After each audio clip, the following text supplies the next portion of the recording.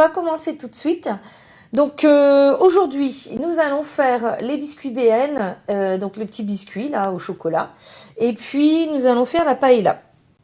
Donc les biscuits, je vous l'ai dit hier, j'ai fait la pâte ce matin. J'ai fait la pâte d'avance, comme ça elle est bien fraîche. Et juste pour vous dire que moi j'ai pris la pâte des biscuits granola qui sont sur le Club Guy de Marle et sur le High Cooking. Vous pouvez faire une pâte sablée classique, vous pouvez faire aussi une pâte sablée avec de la poudre d'amande, elle sera un peu plus tendre. Et moi j'ai fait la pâte à granola parce que dedans, alors il n'y a pas d'œuf et il y a pas d'œuf, mais surtout il y a un peu de farine complète, donc c'est un petit peu mieux pour moi si c'est moi qui les mange, hein. Un petit peu quand même. Merci tout le monde. Donc, on va commencer à faire cuire les biscuits. Donc, toujours le conseil que je peux vous donner, quand vous avez une pâte à faire, n'importe laquelle, qu'elle soit sablée, feuilletée, brisée, vaut mieux travailler une pâte fraîche. Donc, vaut mieux la faire même la veille ou le matin. Moi, j'ai fait ça ce matin, elle est bien fraîche. Si vous travaillez une pâte qui est à température ambiante, vous allez vraiment avoir beaucoup de mal. Ça va vous fatiguer, ça va vous saouler et vous ne referez plus. Donc, on va avoir besoin pour faire les biscuits de la roule-pâte. Vous savez, toujours ma fameuse roule-pâte que je pose sur ma table. Puis, on va faire cuire une partie des biscuits sur une sile-pâte, donc toile de cuisson, et une autre partie sur la sile-pain. Sile-pain, je vous rappellerai la différence entre les deux. On va utiliser un rouleau, donc celui-ci en inox, un peu de farine, pas trop, j'ai eu la main lourde là. On va donc prendre notre, alors ça toujours, je vous rappelle que c'est le film de Guy de Marle qui permet aussi à ce qu'il est de très très bonne qualité, et donc ma pâte, vous voyez, elle colle pas. Donc je l'avais pré-travaillé, pré-préparé. Donc je vais abaisser un petit peu la pâte. J'ai pris 2 découpoirs. Alors, celui en inox, il colle moins. Et puis, surtout, il est livré avec plusieurs hauteurs. Donc, si on veut faire, des biscuits, des fois, il faut respecter. Ici, on a des anneaux qui ne s'ajoutent pas sur un rouleau en bois. Alors, je vous montre. On peut faire les biscuits avec 2 découpoirs. Le 6 ou le 7,5, ok. Donc moi, je vais utiliser le 7,5 et je vais avoir une partie des biscuits sur lesquels je vais faire des yeux, des petits yeux et une bouche. Donc les yeux, on prend tout simplement, ça c'est une petite douille en inox avec un tout petit trou. Et puis moi, je fais la bouche avec le dos de la cuillère magique, voilà. Et donc, on va prendre toile de cuisson pour commencer et toile sile-pain après. Donc, les biscuits, il faut qu'ils aient une certaine hauteur quand même. Et mon four, il est à 170 degrés. Donc, je vais juste abaisser un petit peu. Donc, ici, dans ma pâte, j'ai mis du sucre muscovado, du beurre, de la farine complète, de la farine blanche et de l'eau. Donc, j'abaisse, mais pas trop, parce que le biscuit, s'il est trop petit, trop fin, ça va pas aller, ça va cuire trop vite. Donc, bon, là, c'est encore un peu trop épais. Alors, pour abaisser une pâte, vous voyez, c'est les épaules qui travaillent. C'est pas les bras. Donc, on garde les mains bien droites, les bras bien droits. Et tout simplement, on appuie sur son rouleau. Et on garde l'habitude, hop, comme je vous dis souvent, de retourner la pâte. Pour pas qu'elle colle. Sinon, on galère. Surtout si vous faites ça avec les enfants. Donc, hop. Alors, moi, je vais faire les biscuits 7,5. Donc, on a des biscuits de cette taille-là. Donc, le four, il est à 170. Je vous rappelle. Faut pas le mettre trop fort, hein, parce que sinon, après, les biscuits vont cuire trop vite. Donc, on doit faire une partie des biscuits pleins, une moitié, et une autre moitié avec les petits yeux et la bouche. Donc, on fait toute la pâte, là. Alors, vous voyez pas, mais je suis en train de... Tout simplement, je pose mes petits biscuits sur la toile de cuisson. Qui sert à tout, hein, la toile de cuisson. On se dépêche parce que on voudrait pas que la pâte se réchauffe trop vite. parce que si ça se réchauffe trop vite, et ben on va peiner. Après, on passera directement à la paella. Ah, je vous ai pas dit, j'ai une petite surprise pour vous aujourd'hui. La petite surprise du jour. Celle-là, vous l'attendez pas. Vous allez voir. On va essayer de trouver le temps de faire la petite recette surprise. Alors, la paella, je crois que j'ai vu, c'est 2 fois 10 minutes. Donc, ça devrait aller vite. J'ai pas tous les ingrédients parce que j'ai pas voulu sortir ce matin faire les courses. Alors, je vais prendre une scie pain parce que la scie pâte, ça y est, elle est complète. Donc, je vais prendre ma scie pain. Alors, scie pain intéressant parce que c'est donc une toile de cuisson sur laquelle il n'y a qu'une couche de silicone. Donc, on va avoir un résultat plus croustillant. On va faire cuire les deux en même temps. Alors, pour info four, je ne travaille quasiment qu'avec de la chaleur tournante. Donc, toutes les recettes qu'on fait ensemble, là, souvent, je vous dis quelle température j'ai mis le four. Et c'est toujours chaleur tournante chez moi. Le matériel qu'on utilise, que ce soit four, moule, robot, tout ça, ça a de l'importance quand on cuisine. On ne peut pas avoir le même résultat. C'est comme si vous preniez une poêle qui attache et une poêle toute neuve qui attache pas. Ben, vous n'avez pas pareil. Ben, c'est pareil avec tout. Voilà. Alors ici, j'ai presque fini les biscuits. Donc, sucre muscovado. Alors, dans la recette, elle avait mis de la vergeoise brune.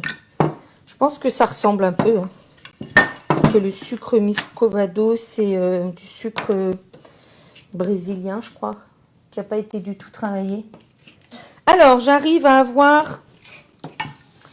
Alors, combien j'arrive? Donc, avec la pâte là, j'en ai 8, 10, 12, 14, 16. Bon, bah, nickel. Donc, je vais en mettre 8. Non, j'en ai plus que 16. Voilà, 9, 18. J'en ai 18, je ne sais plus compter.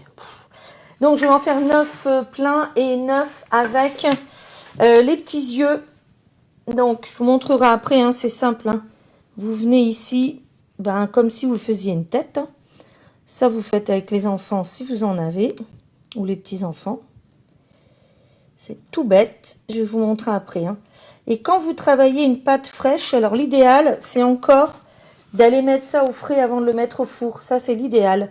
Pour pas que les trous là se rétractent. Là, on n'aura pas le temps, mais chez vous... Bon, après, je me doute qu'avec les enfants, c'est difficile de leur dire non, on va le mettre au frais, on fera cuire après. Je me doute que...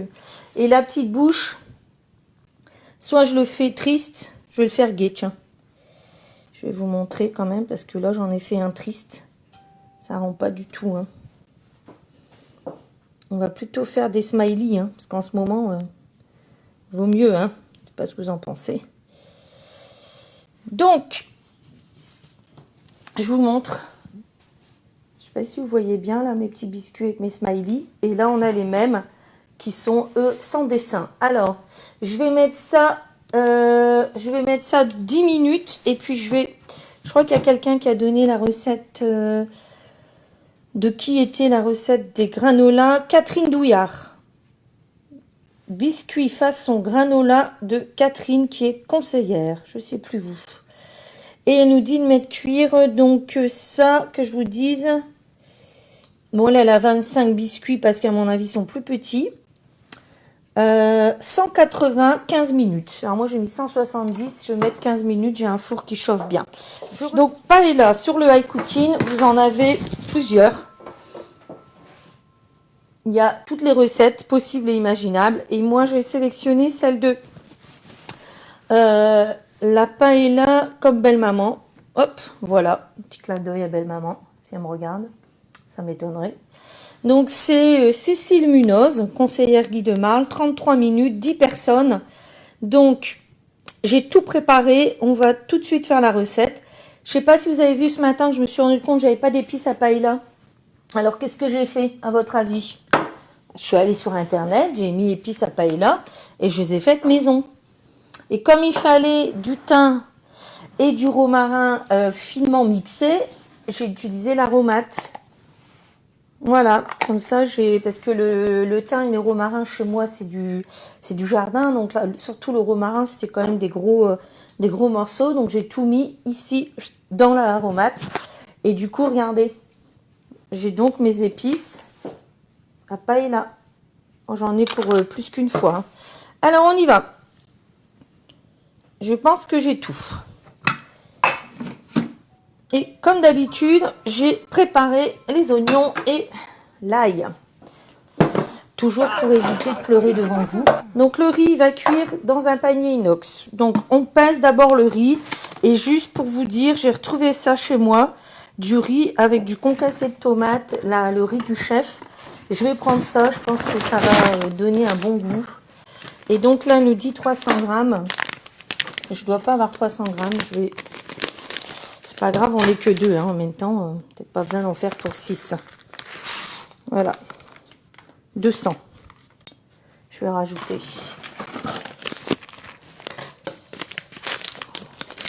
Je vais vous parler d'accessoires après. Vous savez, on va avoir un petit temps de creux là. Eh bien, je vais vous parler de challenge mis en place. Moi, je vais tout mettre. Allez, hop. Je vais parler de challenge mis en place par Guy Demarle pour ses conseillères à partir du 1er mai. Je vais vous en parler après, ça va peut-être vous intéresser. Enfin, je vous donne l'info parce que normalement, au mois de mai, c'est un mois où on travaille beaucoup. On fait beaucoup d'ateliers. Et donc, nos clients gagnent des cadeaux et puis nous, on peut aussi en gagner. Alors, cette année, chez Guy Demarle, il ne nous abandonne pas. Et il pense à nous proposer des petites choses originales et je vous en parlerai après. Donc ça, je le mets de côté. Hop, je vais aller le rincer. Donc ici, dégermer l'ail. Hop, je récupère mon... Donc l'ail, il est prêt, il est dégermé. Pratique. Donc on met 3 gousses d'ail. Donc il faut que je récupère ici 3 gousses d'ail. Je vais trouver ça. Vous n'avez pas l'odeur, vous. Hein. Moi, j'ai l'odeur là de l'oignon. Alors, hop, je vais à la pêche à l'ail. Donc voilà, j'ai mes gousses d'ail. Donc là, elle nous dit de mettre les couteaux en route et de lancer l'ail dessus. Ça, c'est quelque chose que je fais souvent, moi, parce qu'au moins l'ail tombe sur les couteaux, il est tout de suite explosé. Hop, un poivron rouge. Alors moi, j'ai pas un poivron rouge, j'ai un demi. Donc je vais en mettre un demi... Donc je vais mettre le poivron entier là. Par contre, dans la suite de la recette, quand il faudra mettre le poivron, du coup, j'en mettrai pas. C'est pas grave, c'est parce que je voulais pas sortir exprès acheter un poivron ce matin. Donc là, il est sous vide depuis la jambalaya. On avait fait la jambalaya et j'avais pas mis tout le poivron. Donc, on y va, on est parti. On va mettre le poivron. Alors, le rouge et le vert, chez moi, il n'y aura qu'un rouge. Hein. De toute façon, je vous rappelle qu'en recette salée, on n'est pas obligé d'être aussi strict et de respecter autant les quantités que dans une recette sucrée. Donc, juste là, il y aura moins de poivrons et puis c'est tout. Donc, ici, j'ai mis les poivrons. Donc, hop, 10 secondes. C'est comme le chorizo, il ne me reste plus que ça. Bah, tant pis, ça ira. Hein. Alors ensuite, on y va, on met de l'huile d'olive. Donc ça, je vous rappelle, c'est l'huile de la recette de l'ail confit. On va tout mettre. Ça ira. Voilà. Et là, on est parti en fonction rissolage. Donc là, il fait rissoler l'oignon, l'ail et le poivron. Avec, donc fonction rissolage, je vous rappelle, hein, il marche pas tout le temps, il fait par intermittence. Ingrédients, on va ajouter l'eau, la pulpe de tomate. Alors la pulpe de tomate, vous savez, moi je fais avec ce que j'ai chez moi. Et là j'ai retrouvé 2 pots de sauce. Donc il y en a un avec des oignons et l'autre avec, justement, elle est un petit peu pimentée. Bon, je me dis que ça ira. Donc je vous montre qu'on a chez Guy Demarle, on a un ouvre-boîte qui a plusieurs fonctionnalités. Et donc là, bien sûr on ouvre des boîtes. Mais cette partie-là nous permet de faire une petite levée quand on a justement ce genre de couvercle. Vous entendez? Donc j'ai préparé les 2 pots de sauce tomate. Ensuite on nous dit, alors l'espirolle, J'ai trouvé ça chez moi. Justement, j'en ai Spigol. Sinon, j'avais eu une fois en cadeau. J'avais reçu en cadeau chez moi. Ça, c'est des petites pistilles de safran. Mais comme j'en ai mis là, je vais mettre ça. Je pense que c'est fait exprès pour la paella, ça colore. Donc, on prépare ça et ça. On va mettre la pulpe de tomate, l'eau. Donc, le poivron, on ne le met pas. Et on va mettre les épices à paella. Et ça, il en faut 2 doses. Voilà. Ensuite, on va avoir besoin du cuit-vapeur. Sur le cuit-vapeur, on va mettre les pilons de poulet, les petits pois surgelés. On va mettre donc les filets de poulet, j'en mets pas. Parce que j'ai trouvé, j'avais un petit peu de porc. Les moules, j'en ai pas, mais j'ai un cocktail de fruits de mer. On fait avec ce qu'on a hein, dans le salé, hein, je vous le dis, surtout à cette période. Alors, 300 g d'eau. Donc, hop, on enlève le petit couvercle, on passe l'eau directement. La balance, elle s'est mise à 0. S'il y a un peu plus, c'est pas grave. On va mettre 400 g de pulpe de tomate. Donc, je vais voir combien ça représente, ça. Je sais pas du tout. Oh, bah, il y en a 400. Hein. Hop, ça ira, j'en ai ouvert une pour rien. C'est pas grave. On fera une recette à la sauce tomate. Je crois que j'en ai besoin pour demain. Demain, on fait, j'ai regardé. Hein.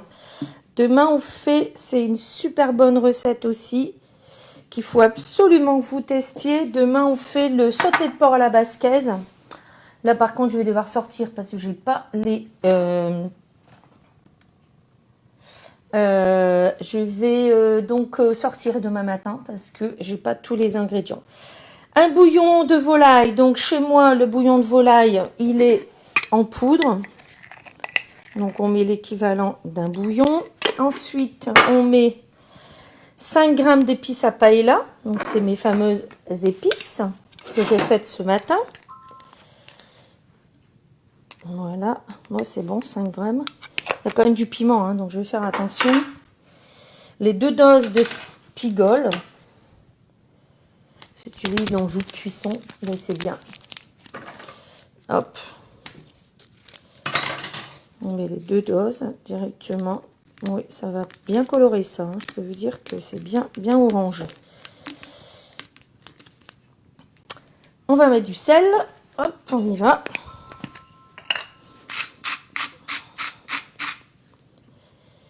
On va mettre le persil. Alors, le persil, c'est du persil frais qu'on m'a donné, qui est sous vide depuis plusieurs jours. Et je vais récupérer. J'ai préparé le tornado avec de l'eau pour le nettoyer. Donc, on va le faire en direct ensemble. Je vais vous montrer. Coucou tout le monde. C'est pas grave, on aime bien le riz. Alors, pour tout vous dire, on est dans le Nord, mais on mange très peu de pommes de terre, nous. On mange du riz, des pâtes, de la semoule, des mélanges de céréales, mais on mange pas beaucoup. Donc ça, c'est mon persil que je vais mettre dans l'eau. Et je vois que certaines d'entre vous se connaissent. Hein. Avec mon tornado, je vais égoutter. Oui, ça réveille. Hein. Du Spigol, c'est ça. Alors, c'est marqué quoi? Parfume, colore, relève le goût des plats. Mais là, c'est pour relever. Hein.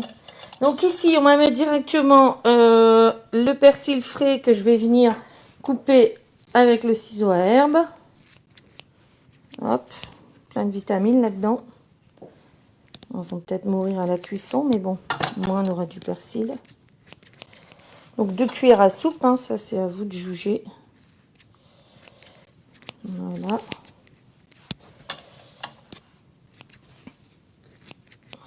Ensuite, on va venir mettre le poivron rouge que je n'ai pas et le poivron vert que je n'ai pas. Donc, je vais mettre le riz à l'intérieur et je vais mettre tout ce qu'elle a dit sur le panier vapeur. Donc, ici, qui se met à la place du couvercle. Tout simplement comme ça. D'accord? Alors, hop, ici. Qu'est-ce qu'elle nous dit? Ah, j'ai oublié de mettre le chorizo. Je vais le couper. Je vais couper le chorizo. C'est la recette de Cécile Munoz. C'est la paella de sa belle-mère. Alors, chorizo, bah, je mets ce que j'ai. C'est le reste de la recette des mini cannelés. Vous vous souvenez hein, qu'on avait fait mini cannelés chorizo comté. Donc, je mets ça là-dedans. Hein. Hop, et ici, elle nous dit qu'on va mettre donc les petits pois surgelés. Ils sont ici, dans ma valise. Ça, c'est la viande. Alors, petits pois surgelés, ici. Ok. Alors, 100 grammes. Ouh, j'en mets partout. Donc, les petits pois, les côtes de porc. Donc, les côtes de porc, moi, c'est en fait que j'avais sorti pour demain le sauté de porc. Et bien, je me suis dit, je vais le mettre là pour cet après-midi. J'en ai encore de toute façon. Donc, on va mettre ça, on va couper ça en morceaux. Pour pas que ce soit trop gros, hein, parce que ça cuit vapeur. Hein. Ce serait dommage. Alors, combien il en faut? 300, je vais dépasser. C'est pas grave. Oui, oui, oui.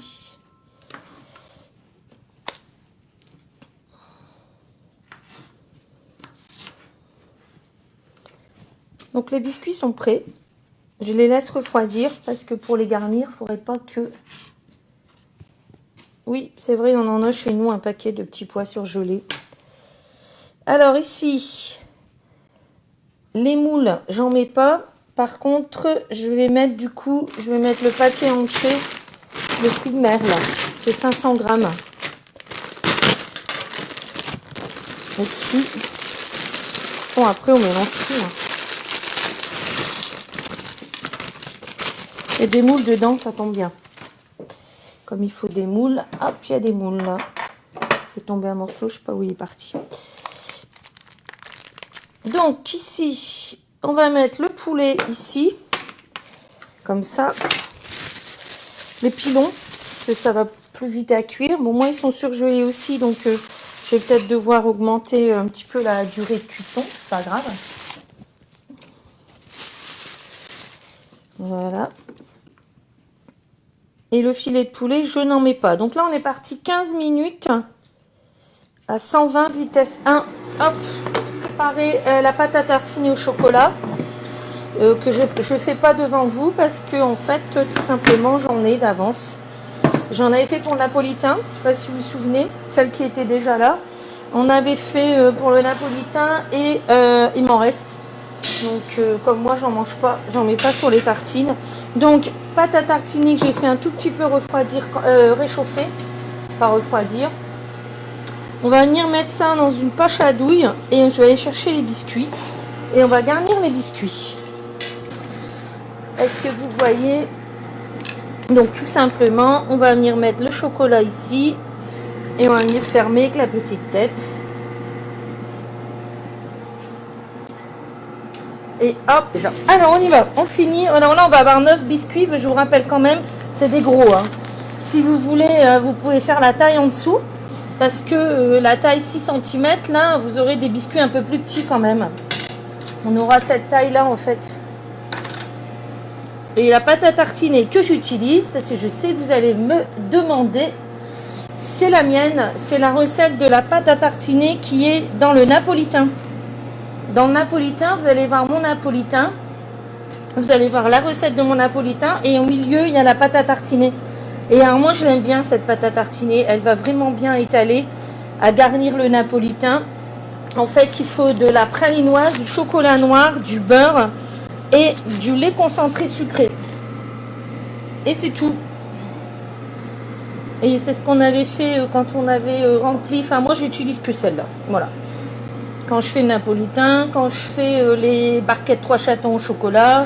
Voilà, moi je fais toutes mes recettes de pâte à tartiner. Chaque fois qu'il faut une pâte à tartiner, moi j'utilise celle-là, elle me convient bien. crois que Nathalie, elle a adopté celle-là aussi.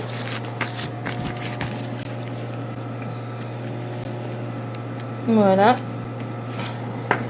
Et donc ici avec la pâte, donc j'ai suivi la recette, hein, je vous rappelle, des granolas. Et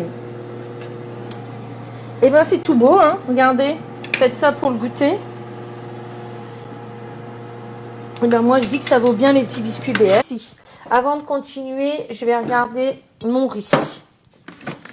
Comment il est, parce que s'il est cuit, on va l'enlever. Je vais le mélanger. Je pense qu'on peut le laisser. Parce que comme, je ne sais pas si vous vous souvenez, que j'en avais mis plus. Il y avait 200 et j'avais mis 300. Ou il fallait 250, j'avais mis 300. Donc je vais le laisser 5-10 minutes. Je l'arrêterai entre deux. Parce que j'ai pas envie de manger du riz, du pâté de riz. Donc je vais ajouter les crevettes, simplement les gambas sur le poulet. Qui lui, hop, je vais le retourner. Alors je vous rappelle aussi quand même que mes pilons de poulet étaient congelés. Donc je vais peut-être devoir aussi ajouter du temps. C'est pas grave, hein, c'est pour dimanche, on a le temps. Hein. Puis de toute façon, les crevettes, elles sont aussi congelées. Donc ce que je vais faire, je vais mettre 10 minutes. Je vais enlever le riz et je remettrai 10 minutes. Donc on est parti. Hop. Donc ici, je vais enlever le riz. Parce qu'à mon avis, le riz, ça doit être bon. Et je vais regarder un peu le poulet, ce que ça donne. Sachant, oh, il commence à cuire le poulet. Donc, je vais aller chercher. Oui, voilà. Alors, hop, hop, hop. Je vais poser ça là. Donc, je vous rappelle, vous voyez rien. C'est pas grave. Je vous rappelle que ce petit accessoire, pour celles qui ne seraient pas encore, ça m'étonnerait, c'est pour retirer ici, quand on a le panier inox qui est dans le bol, il est chaud, hein, parce que je vous rappelle qu'il a quand même cuit. Hop, hein, ici, 120 degrés. Je vais remettre, donc ça je l'enlève, c'est cuit. Je vais remettre le poulet ici. Il y a le poulet. Donc, pour revenir sur l'étape, je vous rappelle aussi, si vous avez un e-cooking, que si ici je vais remettre, la recette est terminée. Donc, je vais faire étape suivante et je vais revenir sur l'étape. D'accord? Jusque-là, vous me suivez? Et on va remettre, allez, on va remettre 10 minutes. Voilà, juste parce que mon poulet était congelé, je vous rappelle. Hein. Donc ici, dans 10 minutes, on va pouvoir faire la recette du jus de rhubarbe. Donc ici, on a fini la paella. Donc, moi, le poulet, je vais le mettre à part. Je vais enlever le poulet parce que je vais, hop, le remettre tout simplement dans la poêle. Et puis, je vais vous montrer. On va d'abord mettre le riz dans le récipient. Et puis après, on mélange tout. Donc ça, je mets ça ici. Tout à l'heure, je fais cuire. Donc ici, on a donc les crevettes. On va venir mettre ici. Ici, j'ai les fruits de mer. Les fruits de mer. Les petits pois et le porc. Vous voyez? Je vais couler un peu l'eau. Donc ça, hop, on va. Oh, il va être trop petit mon plat. Ça va être trop petit, c'est pas grave. Donc, hop. Vous voyez, j'ai une belle quantité hein, quand même, parce que là, je vais en avoir largement pour plus que 6.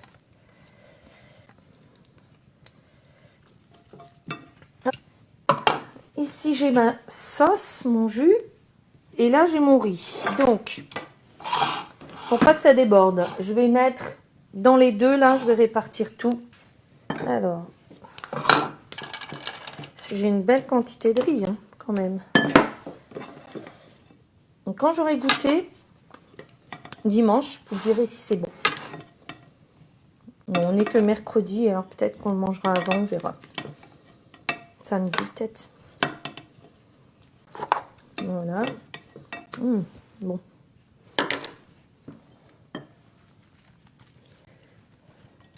On a mis 300 g de riz. Vous voyez qu'on les met, on les cuit facilement, hein, les 300 g de riz. En plus, on a, nous, ça c'est de l'inox. Comme ça, on n'a pas peur de cuire. On n'a pas peur que le plastique fonde. Parce qu'on a quand même une cuisson jusqu'à 140, hein, je vous rappelle. Hein, donc, faire attention à certains plastiques. Je vais mélanger et je vais rajouter la sauce des deux côtés. Oh oui, là, on en a largement pour eux. Parce que là, il y a le chorizo. Je vais en mettre un peu.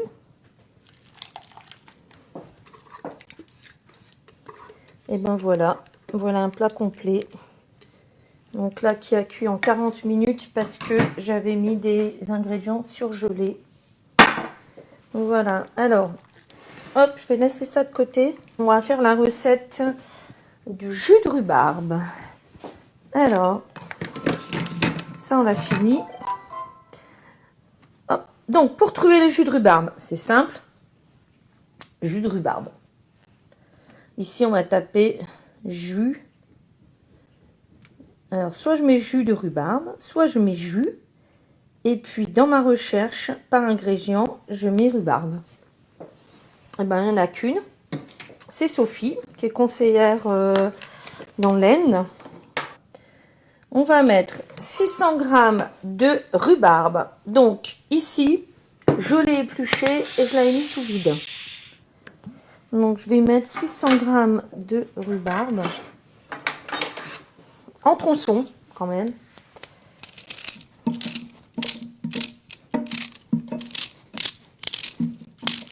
Donc, plus long, ça va être ça.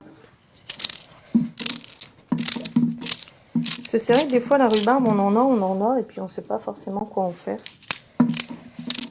Bien, chez moi, ils ne sont pas friands de gâteau à la rhubarbe, ils ne sont pas friands de confiture non plus. Alors, moi, je fais du jus.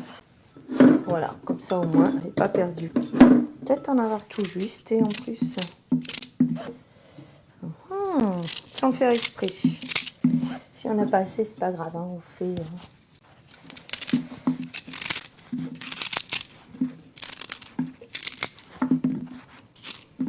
Alors, 515. Suivant, on va mettre les glaçons. Donc, ce qu'il en reste, hein, parce qu'ils sont quand même sortis depuis 15 heures. Je vais vider le jus, je reviens.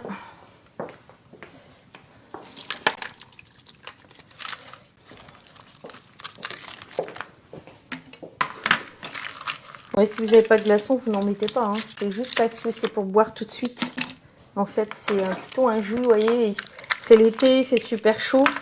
Et ben, vous faites tout de suite le jus, comme ça, avec le glaçon, il est bien frais. C'est pour ça qu'elle met des glaçons. Donc ici, nous allons faire 2 minutes de vitesse 10. La vitesse 10, c'est la vitesse la plus rapide. Donc, hop, on est parti. Il faut racler le bol. Et je vais vous montrer qu'avec ce qu'on récupère, on peut faire de la confiture ou un gâteau. Ou, c'est ça que j'avais oublié de dire tout à l'heure, la compote. Je fais la compote. Bon, là, j'ai plus de pommes. Sinon, je fais la compote pomme rhubarbe derrière. Donc, ici, voilà, j'ai raclé les bords. Je vais ajouter l'eau et le sucre. Alors, 80 g de sucre en poudre.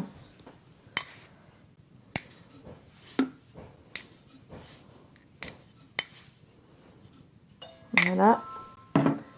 Et 500 g d'eau. Froide. Bah oui, on se doute. Sinon, on va faire fondre nos glaçons. 500. Hop, voilà. Alors, pour conserver ce jus plus longtemps, vous voyez, moi, j'ai préparé une bouteille parce que je vais le mettre sous vide. Si on est deux, on va pas boire tout de suite 1 litre de jus de rhubarbe. Voilà. Et donc là, on va filtrer. J'ai préparé toujours super accessoire. Ça, si un jour il revient en catalogue, je vous préviendrai. C'est vraiment génial, ça. Pour mettre dans le robot, pour filtrer, pour les confitures, pour tout ça. Bon, ça, c'est vraiment un accessoire qui est vraiment génial. Je sais pas pourquoi il n'est plus en catalogue. C'est un mystère. Il va peut-être revenir. Alors, voilà. Donc là, elle nous explique qu'il faut filtrer le jus et ça conserve plusieurs jours sous vide d'air. Donc on récupère ça pour pouvoir en faire la compote. Il va falloir que j'achète des pommes demain. Je vais essayer la compote que m'a donné Camille tout à l'heure Rachel. Hein, tant qu'à faire. Si elle nous dit qu'elle est bonne, elle doit être bonne. Alors on va filtrer tout ça.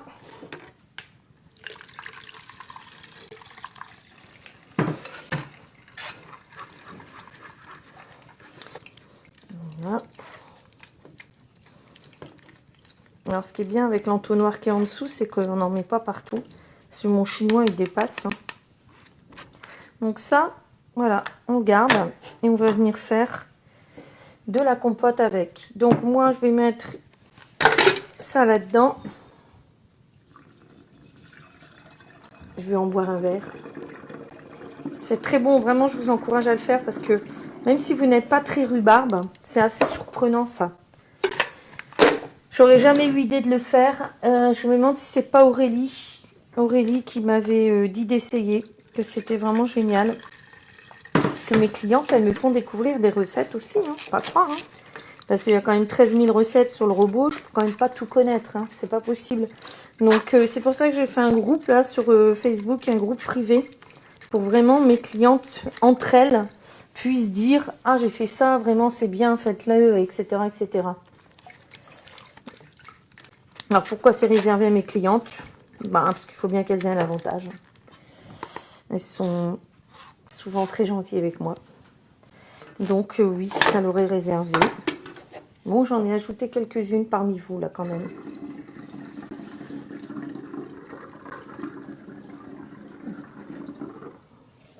Vous voyez tout ce qu'on arrive à avoir. Voilà. Il en reste encore un peu. Je vais avoir plus qu'1 litre. Et vous voyez que si vous enchaînez tout de suite derrière avec une compote pomme rhubarbe, ne lavez pas votre bol. Hein. Ça sert à rien. De toute façon, c'est de la rhubarbe qu'il y a eu dedans. Donc voilà. Alors le live d'aujourd'hui est terminé. On a fait donc les petits biscuits sablés, les petits BN ici. Pour celles qui arrivent que maintenant ou ceux qui arrivent que maintenant, on a fait les petits BN. On a fait la paella ici, vous voyez la quantité. Ici, vous voyez, on a 2,5 litres plus le poulet que je vais faire rissoler pour servir avec. Donc plat complet. Et on a fait 1 litre de jus de rhubarbe que je vais continuer de filtrer. Je vous mets les petites photos. Je vous mets les liens des recettes si vous voulez. Et puis, je vous mets les petites photos. Aujourd'hui, ça va aller vite parce que tout est cuit et tout est prêt à être pris en photo. Je vous souhaite à tous et à toutes une bonne fin d'après-midi. On se retrouve demain. Donc, demain, on fait sauté de porc à la basquaise. Et je vais faire avec vous comment ça s'appelle? Le McFlurry. Le McFlurry avec les M&M's. Et donc là, par contre, je vous préviens tout de suite que je vais faire tout de suite après là, la crème anglaise que j'irai mettre au congélateur. Comme ça, on sera prêt à mixer et à faire la petite glace ensemble avec un petit caramel, puisque j'ai encore du caramel. Bonne fin d'après-midi. Merci à toutes et à tous de votre fidélité et votre soutien. Je compte sur vous pour communiquer autour de vous. Et puis, je vous retrouve demain à 15 h. Bye bye. Bisous.